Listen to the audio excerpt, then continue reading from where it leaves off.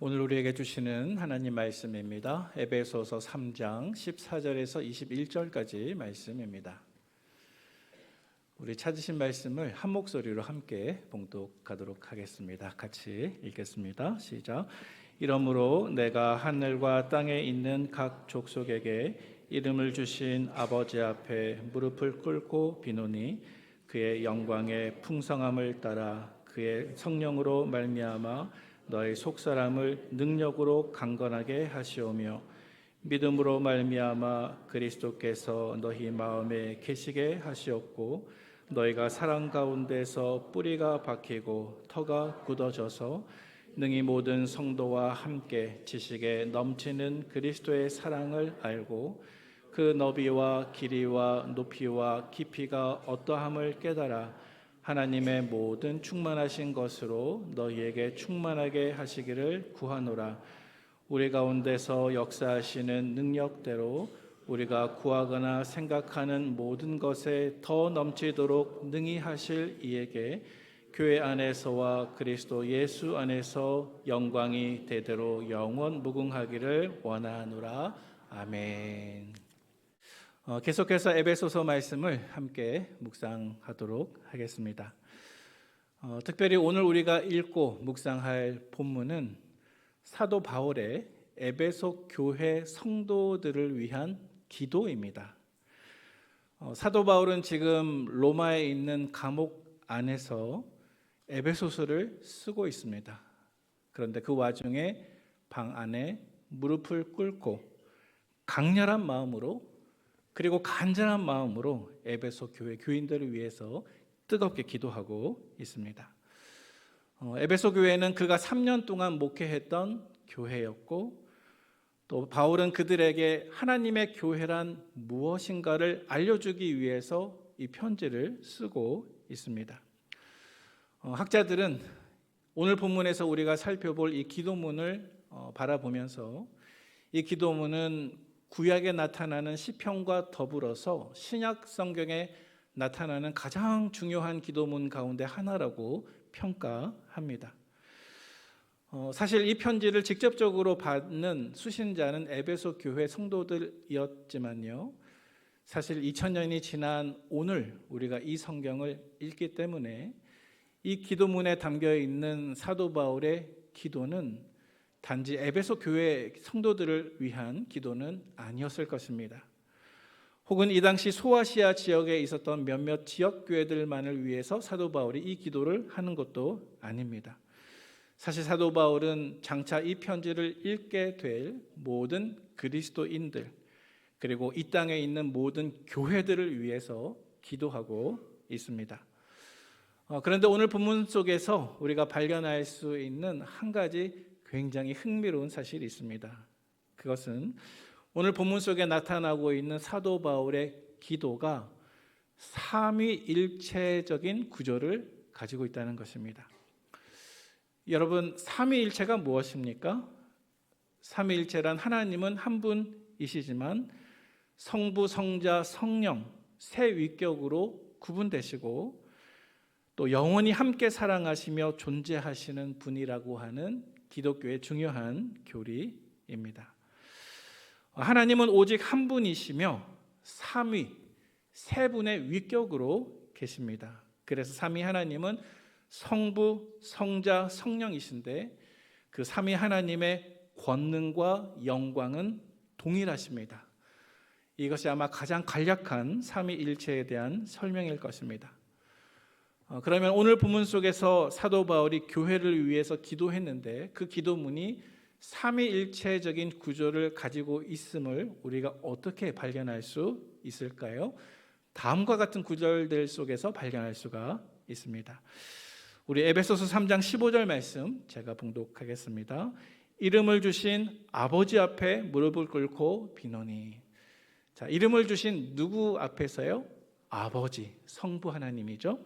자, 17절 말씀 보시기 바랍니다. 우리 같이 읽겠습니다. 시작.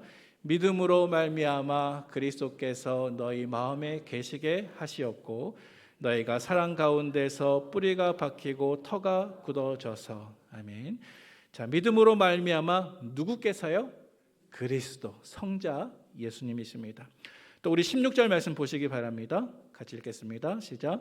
그의 영광의 풍성함을 따라 그의 성령으로 말미암아 너희 속사람을 능력으로 강건하게 하시오며. 아멘. 16절 말씀 속에는 그의 영광의 풍성함을 따라 그의 무엇으로요? 성령으로.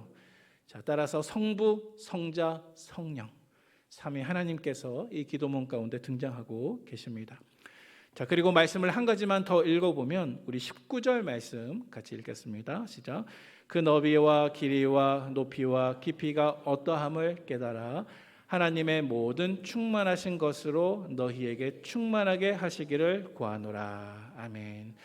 사실 이 19절 말씀은 사도 바울이 에베소 교회 성도들을 위한 모든 기도문의 결론과 같은 구절입니다.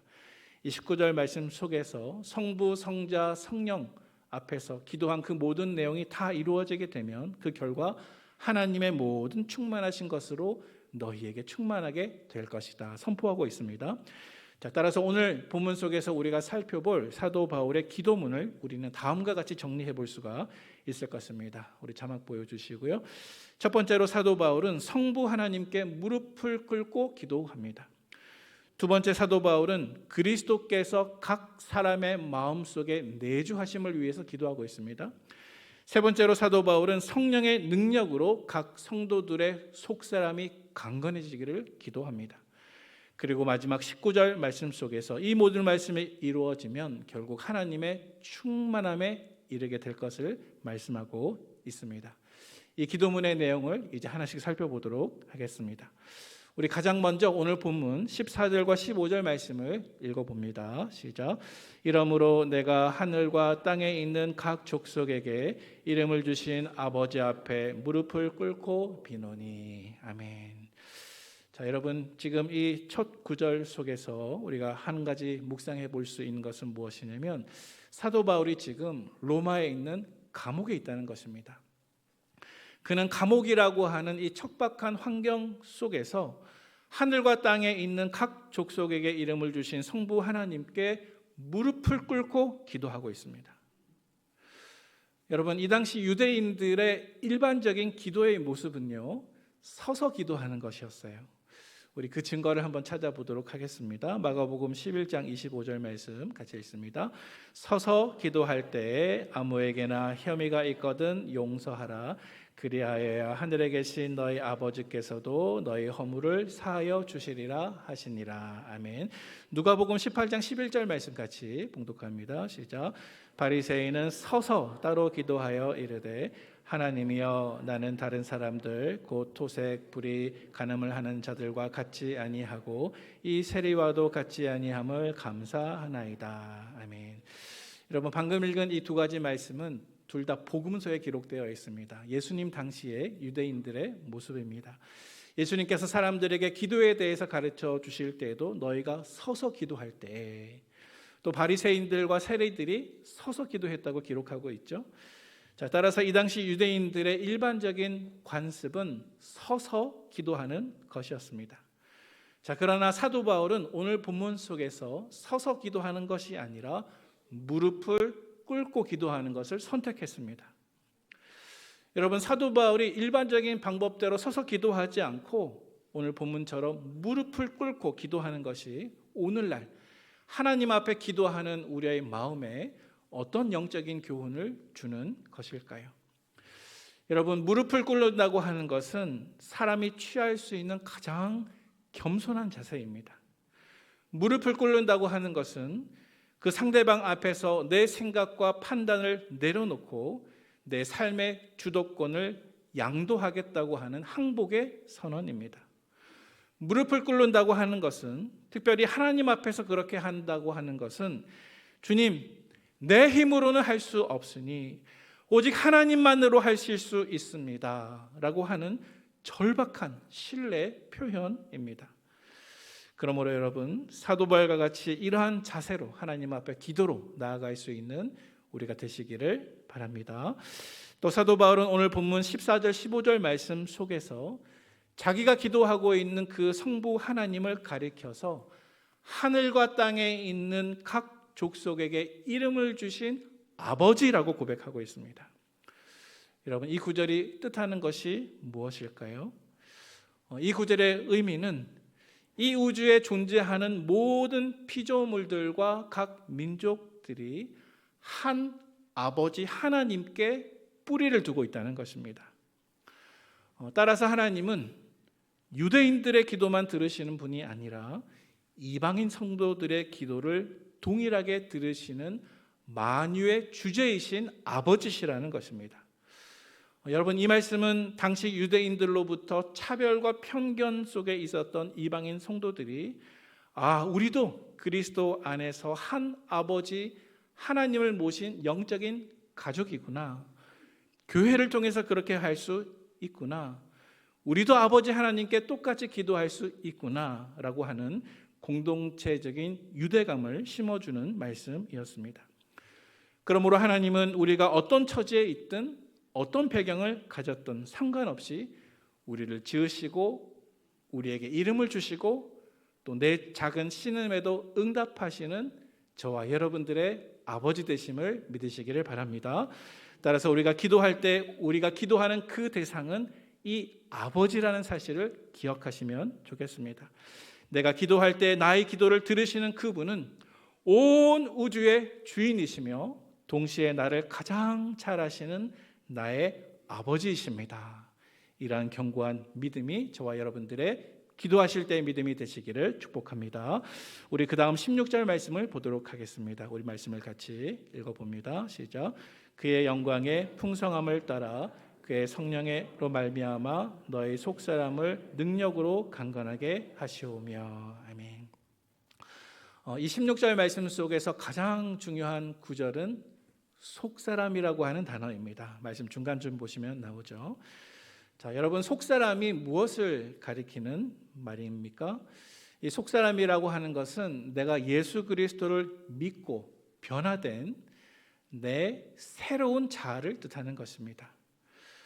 나는 한없이 부족하지만 내가 예수님을 믿으면 우리 자아 속에 성령님이 거주하고 계십니다. 우리 말씀을 같이 한번 읽어보도록 하겠습니다. 고린도후서 4장 16절 말씀입니다. 시작. 그러므로 우리가 낙심하지 아니하노니 우리의 겉사람은 낡아지나 우리의 속사람은 날로 새로워지도다. 아멘. 여러분, 고린도후서에 등장하고 있는 이 속사람은 무엇이라고 말할 수 있을까요? 이 속사람은 내가 예수 그리스도를 믿고 다시 태어난 내 자아입니다. 이 속사람은 단순히 우리의 마음이나 성격을 뜻하는 것이 아닙니다. 죄로 죽었던 내가 성령으로 말미암아 다시 살아난 영적인 새 생명을 뜻하는 것입니다. 비록 세월의 흐름 속에서 혹은 고난이나 질병이 우리에게 닥쳐오면 우리의 겉사람은 낡아질 수밖에 없습니다. 그러나 여러분, 우리 안에 계신 성령님은 결코 낡아지지 아니하십니다.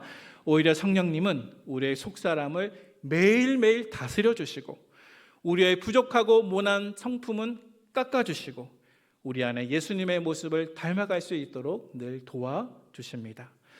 자, 그런데 여러분, 때때로 우리는 우리의 겉모습은 멀쩡해 보이는데 우리의 속사람은 약할 때가 있습니다.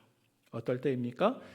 죄악의 유혹 앞에 서게 될 때, 나에게 여러 가지 근심이 생기게 될 때, 내 건강이 약해질 때, 사람들과의 관계 속에서 상처받고 서운함을 느낄 때, 어느덧 내 삶 속에 감사가 사라져 버렸을 때, 또 여러 가지 고난이 나에게 닥쳐왔을 때 우리는 때때로 내 안에 있는 속사람의 문제가 있음을 느낍니다.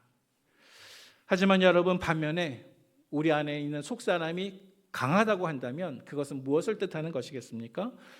만약 저와 여러분들 안에 있는 우리의 속사람이 강하다면 그것이 뜻하는 것은 죄악의 유혹 앞에서도 내가 어찌 하나님 앞에서 득죄하리요 라고 선포하며 이겨내는 것입니다. 여러 가지 근심이 생긴다 할지라도 모든 지각에 뛰어난 하나님의 평강에 나를 맡기고 기도로 주님을 의지하는 것입니다.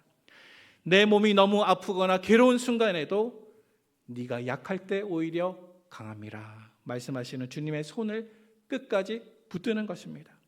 사람들과의 관계 속에서 외롭고 상처받아도 내가 세상 끝날까지 너와 함께 하겠다 말씀하신 하나님을 끝까지 바라보는 것입니다. 그런데 여러분, 이러한 힘은 결코 우리 스스로 얻을 수 있는 것이 아닙니다. 이러한 힘은 내 안에 내주하시는 성령님께서 우리에게 공급하시는 힘인 것입니다. 여러분, 당시 에베소 교회 성도들은 사도 바울이 복음을 전하다가 감옥에 갇히는 환난을 겪는 것을 보면서 마음에 낙심하고 마음이 흔들리고 있었습니다. 우리가 지난 주일에 그 모습을 살펴보았습니다. 하지만 사도 바울은 이 에베소 성도들을 생각하면서 그들의 걱정 때문에 나 자신이 감옥에서 풀려나기를 위해서 기도하지 않고 오히려 나를 위해서 걱정하고 있는 저 에베소 교회 성도들의 속사람이 성령의 능력으로 강건해지기를 기도하고 있는 것입니다. 따라서 여러분, 이러한 사도 바울의 심정을 우리도 함께 품으시고 내 환경의 변화보다 내 안에 계신 성령님의 능력이 먼저 나를 온전히 다스려 주심으로 어떤 풍파에도 어떠한 고난에도 어떠한 유혹에도 흔들리지 않는 강건한 속사람의 주인공이 다 되시기를 주님의 이름으로 간절히 축복합니다. 우리 이어지는 17절 말씀을 보도록 하겠습니다. 함께 봉독합니다. 믿음으로 말미암아 그리스도께서 너희 마음에 계시게 하시었고 너희가 사랑 가운데서 뿌리가 박히고 터가 굳어져서. 아멘. 자, 방금 읽은 이 말씀 속에서 사도 바울은 에베소 교회 성도들을 향해서 두 번째 기도 제목을 말씀하고 있습니다. 그 내용을 한번 살펴보면 먼저 상반절 말씀 속에서 그는 이렇게 기도하고 있습니다. 그리스도께서 너희 마음에 계시게 하시었고. 그리스도께서 너희 마음에 계시게 하시었고. 여러분, 사도 바울은 지금 무엇을 위해서 기도하고 있는 것일까요? 사실 여러분, 어떤 사람이 그리스도인이 되면 그는 예수님을 마음에 영접한 사람입니다. 그렇죠?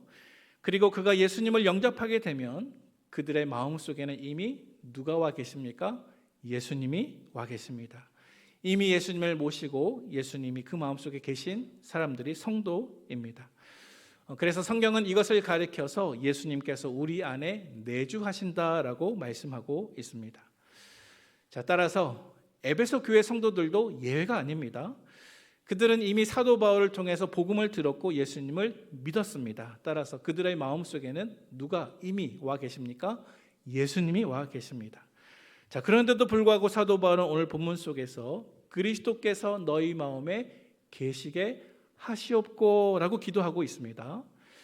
자, 여러분, 얼핏 보기에 불필요해 보이는 이 기도를 사도 바울이 왜 지금 하나님께 드리고 있을까요? 사실 사도 바울이 드리고 있는 이 기도는 결코 헛되거나 불필요한 기도는 아니었습니다. 왜냐하면 지금 그가 하나님 앞에서 간절히 간구하고 있는 내용의 핵심은 단순히 우리가 예수님을 믿어서 예수님이 우리 마음속에 계시는 데서 그치는 것이 아니었기 때문입니다.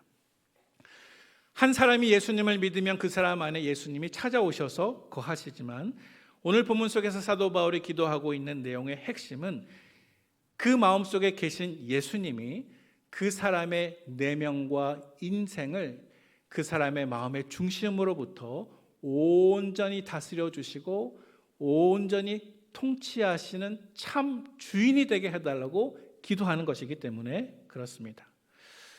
사랑하는 우리 성도 여러분, 우리가 예수님을 믿어서 예수님이 단순히 내 마음에 거하시는 것과 예수님이 내 마음의 중심의 참 주인이 되시는 것은 서로 다른 것입니다. 여러분, 예수님은 우리 마음속에 계신 손님이 아니십니다. 여러분, 예수님은 우리 마음속에 한쪽 편에 새들고 살고 계신 세입자가 아니십니다.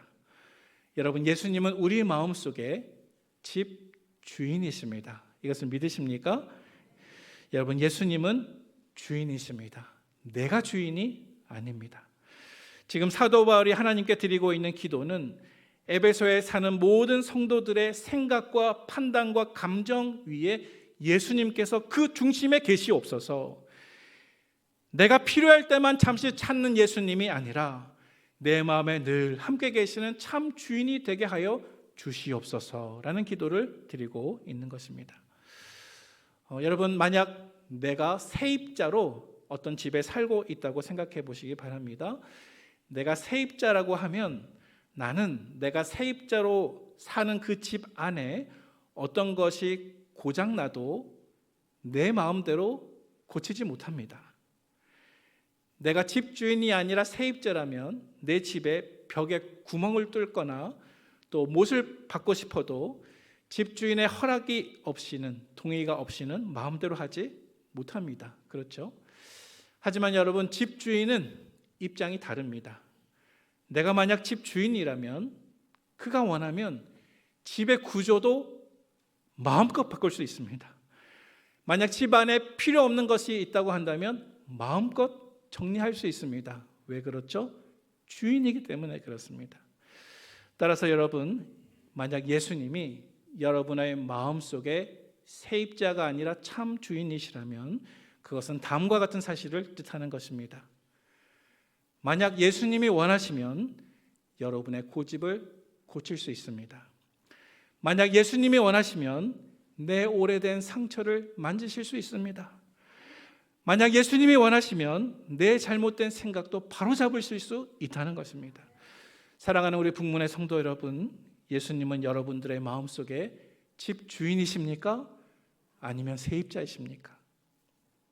오늘 본문 속에서 사도 바울의 기도는 우리 모든 성도들의 마음의 중심에 예수님께서 주인으로 앉으시는 것입니다.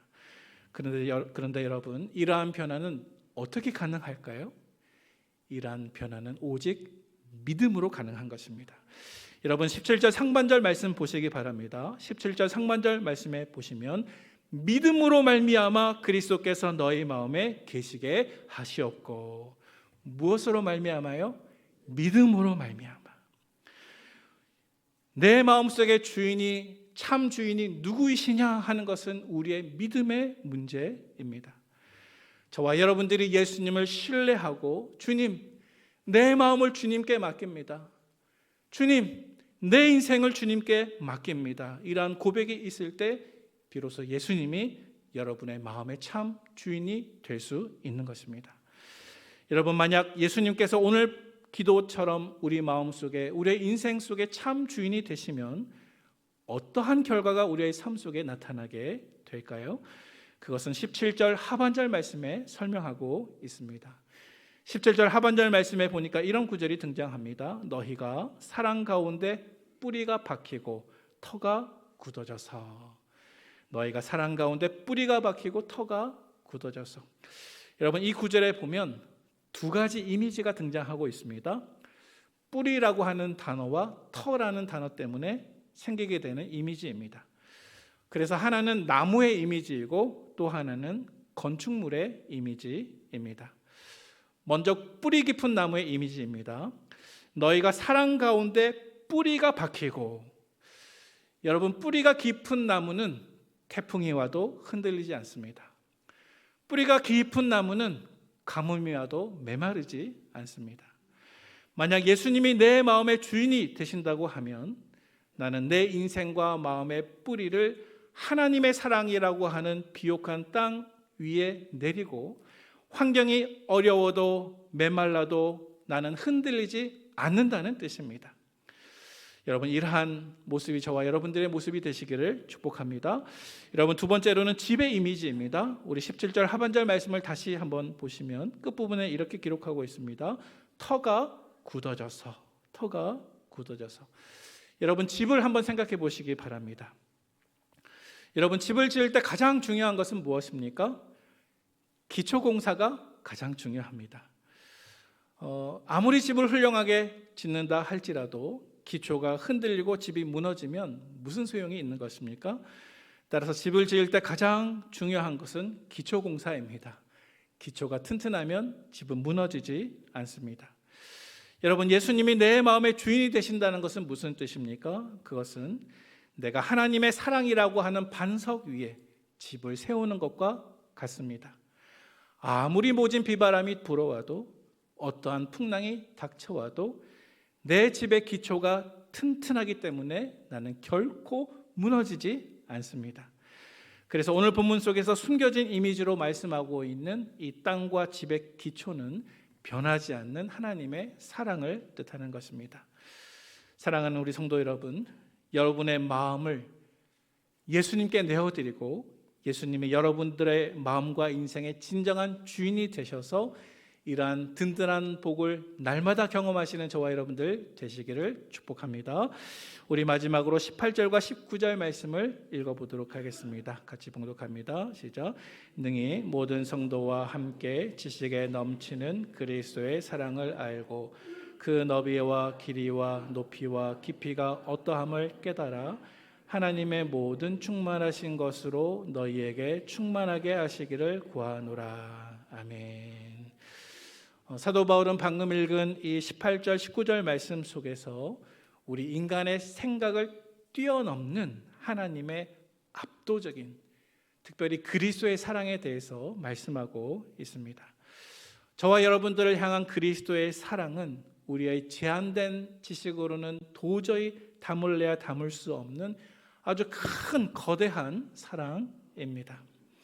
이 그리스도의 사랑은 우리가 이론적으로 지식으로 머리로 알 수 있는 사랑이 아니라 삶의 현장 가운데, 특별히 눈물 흘릴 수밖에 없는 고난의 긴 시기 속에서 체험적으로만 알 수 있는 사랑입니다. 여러분, 예수님의 사랑은요, 남들이 설명한다고 해서 다 알지 못합니다. 그러나 여러분, 믿으면 알 수 있습니다. 비록 내가 지식으로는 다 이해할 수 없어도 그러나 믿으면 마음으로 알 수 있는 사랑이 바로 저와 여러분들을 향한 그리스도의 사랑입니다. 특별히 오늘 본문 말씀 속에서 사도 바울은 이 그리스도의 사랑이 얼마나 넓고 길고 또 높고 깊은지를 우리 삶 속에서 실제로 체험하고 경험하기를 간절히 기도하고 있습니다. 그리고 오늘 본문 말씀 속에서 이렇게 고백하고 있습니다. 말씀을 읽어보겠습니다. 그 너비와 길이와 높이와 깊이가 어떠함을 깨달아 하나님의 모든 충만하신 것으로 너희에게 충만하게 하시기를 구하노라. 아멘. 여러분, 방금 읽은 이 구절 속에서 사도 바울은 저와 여러분들을 향한 그리스도의 사랑을 네 가지 방향으로 설명하고 있습니다. 네 가지 차원으로 설명하고 있습니다. 우리 자막 보여주시길 바랍니다. 그 네 가지 차원은 바로 넓이와 길이와 높이와 깊이입니다. 먼저 첫 번째로는 넓이입니다. 지식에 넘치는 그리스도의 사랑, 첫 번째는 넓이입니다. 여러분, 예수님의 사랑은 얼마나 넓은 사랑일까요? 예수님의 사랑은요, 어느 한 사람을 위한 사랑이 아닙니다. 예수님의 사랑은 모든 민족, 또 모든 사람을 향한 사랑입니다. 바로 나 같은 사람도 그 사랑 안에 포함이 되어 있습니다. 따라서 저와 여러분들을 향한 그리스도의 사랑은 누구든지 품을 수 있는 넓은 사랑임을 믿으시기를 바랍니다. 두 번째는 길이입니다. 여러분, 예수님의 사랑의 길이는 얼마나 긴 것일까요? 예수님의 사랑은 잠깐 지속되었다가 없어지는 사랑이 결코 아닙니다. 예수님의 사랑은요, 쉽게 변하는 사랑도 아닙니다. 우리의 평생을 지나 영원까지 이어지는 사랑이 그리스도의 사랑입니다. 에베소서 1장 말씀에 보니까 우리를 향한 그리스도의 사랑은 이미 창세전에 시작된 사랑이라고 기록하고 있습니다. 따라서 그리스도의 사랑은 영원토록 변하지 않는 긴 사랑인 것입니다. 또 세 번째는 높이입니다. 여러분, 예수님의 사랑은 얼마나 높은 사랑인지 아세요? 여러분, 예수님의 사랑은 저와 여러분들을 하나님의 자녀의 자리까지 높이 세워주시는 높은 사랑입니다. 우리는 죄인의 자리에 있었습니다. 우리는 지옥의 자리에 있었습니다. 예수님의 사랑은 저와 여러분들을 지옥의 구렁텅이에서 끌어올려 저 천국의 영광스러운 자리까지 세워주시는 가장 영광스럽고 가장 높은 능력의 사랑인 것입니다. 그리스도의 사랑은 저와 여러분들을 하나님의 자녀의 자리까지 올리시는 높은 사랑입니다. 마지막 네 번째로는 깊이입니다. 여러분, 예수님의 사랑은 얼마나 깊은 사랑일까요? 예수님의 사랑은 가장 낮은 자리까지 내려오신 겸손하신 사랑입니다. 예수님의 사랑은 십자가까지 내려오셨습니다. 예수님의 사랑은 죽음과 무덤까지 내려오십니다. 예수님의 사랑은 죄인들의 자리까지 내려오셨습니다. 그래서 저와 여러분들이 인생의 밑바닥에 있을 때에도, 혹은 내가 하나님 앞에서 주님, 제가 너무나 깊은 수렁에 빠져 있습니다 라고 부르짖을 때에도 주님은 이미 그 깊은 곳에 먼저 내려가 계셔서 우리의 손을 붙잡고 계시는 분이십니다. 여러분, 이러한 그리스도의 사랑을 충만하게 경험하시기를 축복합니다. 만약 저와 여러분들이 이렇게 깊고 넓고 길고 높은 그리스도의 사랑을 더 알게 되면 이러한 사랑을 깨달은 결과는 무엇일까요?